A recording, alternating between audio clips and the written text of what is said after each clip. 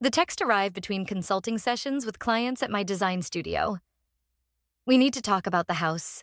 My parents found some paperwork you need to sign. Dinner at 7? My hands didn't shake as I read it. My voice didn't waver as I helped my client finalize her branding package. The only sign that my husband of 3 years might be plotting something was a slight tightening around my eyes. I waited until my client left, her new logo designs safely tucked in our signature navy portfolio, before typing my response. I'll be there. My name is Jenna, and at 36, I just received what would turn out to be one of the most calculating setups in history. But while Evan was probably congratulating himself on his subtle approach, imagining me naively signing whatever was put in front of me, I was calmly shutting down my design studio for the day. The signs had been there for months. The odd questions about my mother's will. The casual suggestions that we should combine everything for simplicity's sake. The way his parents, particularly Linda, had started dropping by more frequently, eyes scanning the house my mother had left me as if mentally rearranging the furniture. 3 months ago, I'd overheard Evan on the phone with his father, hushed tones discussing the right time and getting her to sign. That same evening, I'd called my mother's lawyer and asked for a private consultation. A week later, when Evan mentioned wanting to streamline our paperwork, I'd agreed cheerfully while quietly gathering copies of every document related to my inheritance. The house my mother had left me, the small piece of land upstate, the modest investment portfolio, all of it cataloged and secured. My phone buzzed again. Mom and Dad are excited to see you. They've been working on this for weeks. Linda and Robert, my in-laws of 3 years. I'd met them at our engagement party, watched how they'd scrutinized the ring on my finger, noticed how they'd questioned my career choice when they thought I wasn't listening. Is graphic design really stable? Robert had asked Evan. Wouldn't a teaching job be more sensible for when you have children? I didn't respond to Evan's text. Instead, I called my lawyer, the one I'd consulted 2 months ago when I'd found handwritten notes about property law in Evan's desk drawer. It's time, I said simply. He's making his move. The protective amendments are filed, she replied. Would you like me to join you for dinner? Number, let them think they have the upper hand first. Another text from Evan. Wear something nice. Mom's making her special roast. Her special roast. The one she'd only made twice before. Once when she'd tried to convince us to move closer to them, and once when she'd suggested I take Evan's last name to make things less complicated for the grandchildren. I smiled, thinking of the certified copies of my updated deed that sat in my lawyer's office. Let them enjoy their moment of confidence. I spent that afternoon in the house, my house, since I'd inherited it from my mother and kept it in my name despite Evan's repeated suggestions to add him for tax purposes. Another lucky instinct that had paid off. While organizing for the evening ahead, I found a photo of my mother and me standing in front of this very house the day she'd paid off the mortgage. Always protect what matters, she'd told me, even if it makes people uncomfortable. My phone kept buzzing with texts from Evan, each one more artificially casual than the last. Dad's bringing some nice wine. That Cabernet you like. Should we invite the Thompsons next weekend for dinner? By the way, did you get that promotion you mentioned? I screenshot each message, adding them to my documentation folder. Let him build his false normalcy. My lawyer would appreciate the contrast with what was to come. The last text caught my attention. BTW, if you could bring your ID and that folder with your mom's will, Linda wants to show you something similar her mother did. Perfect. I called my friend Sarah, who happened to be a notary. Remember that favor you owe me? I need you to drop by my in-laws' house tonight around 8:30. Bring your stamp. What's going on, Jenna? I'm about to catch some inheritance hunters in the act. Sarah's professional tone couldn't quite hide her concern. Are you sure you don't want me to come earlier? Number, I want them to show their hand completely first. I dressed carefully for dinner. The blue dress Evan had once said made me look trustworthy. My mother's sapphire earrings, and a confident smile that revealed nothing of my preparations. I brought the folder they'd requested, but I'd made my own modifications to the contents. Linda opened the door with a too bright smile. Jenna, darling, come in. Robert just opened the wine. Their house was immaculate as always, family photos prominently displayed. Many recent ones of Evan, but our wedding photo noticeably absent from its usual spot on the mantel. An oversight? Or a sign of what was to come? Something smells delicious, I commented, handing Evan the folder he'd requested. Was it my imagination, or did his fingers linger on it a moment too long? Mom's outdone herself, Evan said, kissing my cheek. The gesture felt hollow, rehearsed. Dad wants to talk to you about something interesting he learned about property transfers. Right to business, then. Robert emerged from his study, reading glasses perched on his nose, several official-looking documents in hand. Jenna, perfect timing. I was just reviewing some paperwork a friend of mine put together. Did you bring your mother's will documents? I did, I replied, accepting a glass of wine from Linda. May I ask what this is about? Just some financial planning, Linda interjected smoothly.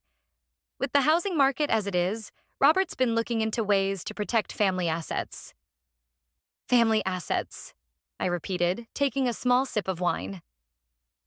Well, yes, Robert continued, clearing his throat. What's yours is Evan's. What's Evan's is yours. That's marriage, right? I smiled politely. I suppose that depends on the asset in question. The roast was indeed delicious, but the conversation around it was carefully constructed. Linda mentioned her sister's recent divorce. Lost half of everything, poor thing. Robert discussed a colleague's estate troubles. Taxes are brutal without the right structure. Evan kept refilling my wine glass, which I pretended to drink from while actually taking the smallest possible sips. After dinner, Robert laid out the documents on the coffee table with the air of someone revealing a generous gift. We've been talking to our friend Marcus. He's an estate attorney, Robert explained. He pointed out that your mother's house, being your premarital property, is actually in a precarious position. Precarious? I asked, maintaining a neutrally interested expression. Tax-wise, Linda added helpfully. And should anything happen to you, there could be complications for Evan. These documents, Robert continued, sliding a stack toward me, would create a family trust that protects the house from excessive taxation and ensures a smooth transition should anything unfortunate occur. I glanced at the papers, immediately spotting phrases like irrevocable transfer and joint tenancy with rights of survivorship. This seems complicated, I said, feigning confusion. I'm not sure I understand all the legal terminology. It's standard boilerplate, Evan said quickly. Too quickly. Marcus assured us it's the best way to protect the property. Protect it for whom? I asked innocently. The briefest flash of annoyance crossed Linda's face before her smile returned. For both of you, of course, and any future grandchildren. Robert pushed a pen toward me. The sooner it's signed, the sooner everything's secure. We can have it notarized next week. Actually, I said, checking my watch, if this is urgent, I have a friend who's a notary. She's in the neighborhood and could stop by. The look exchanged between Evan and his parents was priceless, a mixture of surprise and poorly concealed alarm. Oh, that's not necessary tonight, Linda said quickly. I already texted her, I interrupted, pulling out my phone to show them Sarah's response. Be there in 10. The next few minutes were tense. Robert suddenly remembered additional documents in his study. Linda decided the dishes couldn't wait. Evan sat beside me, his hand on my knee, squeezing slightly too hard. This really is the best option, Jenna, he said quietly. Dad's friend is doing us a huge favor drawing these up. I placed my hand over his. I appreciate everyone looking out for me. The doorbell rang and Linda moved with unusual speed to answer it. Sarah entered, professional in her blazer, notary stamp visible in her handbag. Perfect timing, I said, standing to greet her. We have some documents that need notarizing. Robert returned, new papers in hand, his expression tightly controlled. Actually, I found an error in the drafts. We should probably reschedule this. Oh? I tilted my head. What kind of error? Just some terminology issues. Nothing major, but we should have Marcus review it again. I reached into my purse and pulled out my own folder. While we're all here, I actually have some documents of my own that need notarizing. The room went silent. What documents? Evan asked, his voice suddenly wary. Just some amendments to my property deed. My lawyer suggested them after our last conversation about combining assets. Linda's smile had completely disappeared. Your lawyer? Yes, Marina Diaz. She specializes in inheritance protection. I turned to Sarah. These just need your stamp to finalize. I opened the folder to reveal the amended deed to my mother's house, explicitly designating it as separate property excluded from marital assets. Evan's face flushed red. You went behind my back to a lawyer? Just as you went behind mine to your father's friend Marcus, I replied calmly. The difference is my lawyer works for me, not for my family. I slid the documents to Sarah, who began her notary process with professional efficiency. What exactly do these amendments do? Robert demanded, his friendly facade crumbling. They clarify that my inherited property remains solely in my name, protected from any claims, marital or otherwise. I met his gaze steadily. They also document my awareness of attempts to transfer said property without full disclosure. This is ridiculous, Evan sputtered. We were trying to help you. By creating an irrevocable trust that would give you and your parents control over my inheritance? I asked. The same inheritance you assured me would always remain my thing when we got married? Sarah finished her notarization, stamping the final page with a satisfying thunk. I believe these are ready, she said, handing the documents back to me. Do you need anything else notarized tonight? No, I replied, gathering my things. I think we've clarified everything necessary. Linda's voice was ice. You clearly don't trust our family, Jenna. Trust is earned, I replied, not assumed. And it's certainly not established by disguising property transfers as routine paperwork. I stood to leave, Sarah beside me. The look on Evan's face was a mixture of anger and something else. Perhaps realization that his plan had not only failed, but had been anticipated and countered. We'll talk about this at home, he said tightly. Actually, I replied, I think you should stay here tonight. We have a lot to reconsider about our future. The drive home was silent except for Sarah's occasional supportive comments. Once home, I poured myself a real glass of wine and called my lawyer to update her on the evening's events.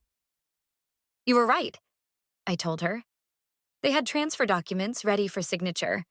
The trust would have made Evan and both his parents beneficiaries of my mother's property. People often underestimate how vulnerable inherited assets can be without proper protection, Marina replied. What's your next step? I looked around the house, my mother's house, my house, and felt a profound sense of gratitude for her foresight in raising me to question everything.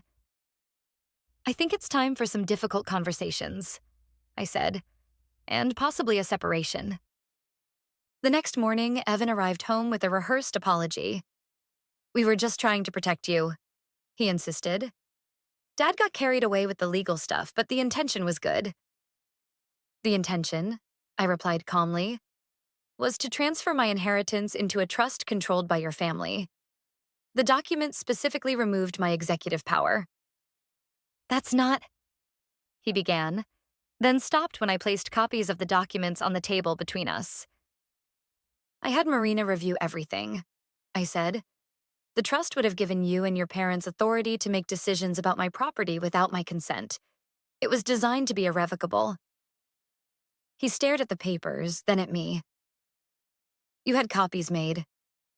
I did. Just as I've documented every conversation about my inheritance over the past 3 months. I slid my phone toward him, showing the recorded conversations folder. including the one where you told me my mother's house would always remain my special thing that you'd never interfere with. His expression hardened. You've been planning this, recording me, going behind my back to lawyers. I've been protecting myself, I corrected. When I heard you and your father discussing the right time to get me to sign something, I knew I needed to be careful. That was about... Don't, I interrupted. Don't insult both of us with more lies. The documents speak for themselves. We stared at each other across the kitchen table. The antique oak table my mother had lovingly restored, in the house she had worked so hard to pay off. What happens now? He finally asked. I think you know, I replied. I've already contacted a divorce attorney. They'll be in touch with your lawyer. He left that afternoon, taking only personal belongings. Linda called repeatedly, leaving messages that grew increasingly defensive. We were only thinking of Evan's future. You've completely misunderstood our intentions. Family assets should be protected together. I never responded. Robert sent an email a week later. Marcus has explained there may have been some misleading clauses in the documents. We'd like to discuss a more appropriate arrangement. I forwarded it to Marina without comment. The divorce proceedings were surprisingly straightforward. Without children or significant joint assets, and with clear documentation of attempted financial manipulation, Evan had little ground to contest anything. He did try claiming contributions to property improvements, showing receipts for minor repairs and landscaping he'd done on my mother's house. A few repaired fence posts and planted bushes don't constitute equity, Marina pointed out in mediation, especially when offset by the rent-free living arrangements provided by Ms. James's separate property. 6 months later, the divorce was finalized. I kept my mother's house, the land, and her investments, everything she had worked so hard to leave me. Evan received nothing but his personal belongings and the reminder that protection often looks like vigilance. A year after the failed paperwork dinner, my design studio had expanded. I'd hired 2 junior designers and taken on larger corporate clients. The irony wasn't lost on me. The career Linda and Robert had dismissed as unstable was now thriving. News of Evan's situation filtered back through mutual friends. He'd moved back in with his parents temporarily, then found an apartment across town. Linda had apparently tried the same family trust approach with Evan's brother and his wife, resulting in a family rift that was still healing. I kept the folder of documents, both theirs and mine, in my office safe. Not as a reminder of betrayal, but as evidence of my own strength and foresight. Below it sat a framed photo of my mother and me in front of the house. Her words now etched in my mind more firmly than ever. Always protect what matters, even if it makes people uncomfortable. 2 years after the divorce, I hosted a housewarming party for my newly renovated kitchen, a project my mother had always dreamed of completing.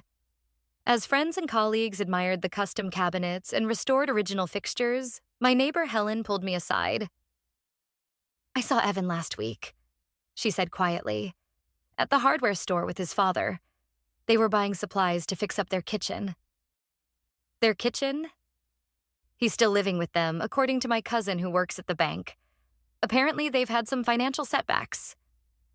I nodded, feeling neither satisfaction nor regret. Families make their own choices. You know, Helen continued, Linda still tells people you misunderstood their intentions, that they were just trying to help. I looked around at my home. My mother's legacy, protected and preserved despite their efforts to claim it. Some help doesn't need to be accepted, I replied, pouring Helen another glass of wine. 3 years after the divorce, I received an unexpected letter from Robert. Linda had passed away after a brief illness. The letter was part apology, part explanation. Linda was raised to believe family meant sharing everything, sometimes at the expense of boundaries. He wrote, "What we did was wrong. I see that now. She never could." I sent a condolence card but didn't attend the funeral. Some chapters needed to remain closed. The design studio continued to flourish, eventually expanding to a second location. Young designers often sought my mentorship, and I always emphasized the importance of protecting their creative assets and intellectual property. Read everything before signing, I would tell them. And never be afraid to consult an expert, even if it makes others uncomfortable. My mother's house had become more than just a home. It was a symbol of independence, of the power of foresight, of the strength that comes from knowing your worth and protecting it. 5 years after that decisive dinner, I received a final email from Evan. He had remarried, was expecting his first child, and had learned some difficult lessons about respect and boundaries. "I'm sorry for what we tried to do," he wrote. "You deserved better." I thought about that as I reviewed plans for my studio's expansion into a neighboring space. Evan and his parents had intended to diminish me, to quietly claim what wasn't theirs to take. Instead, they'd inadvertently pushed me to become more vigilant, more successful, more secure in my boundaries. My phone buzzed with a text from Marina. "Remember that trust document your in-laws tried to get you to sign? I'm using it as a case study in my protection of assets workshop. Thought you'd appreciate the irony." I smiled, thinking of the single signature that had changed everything.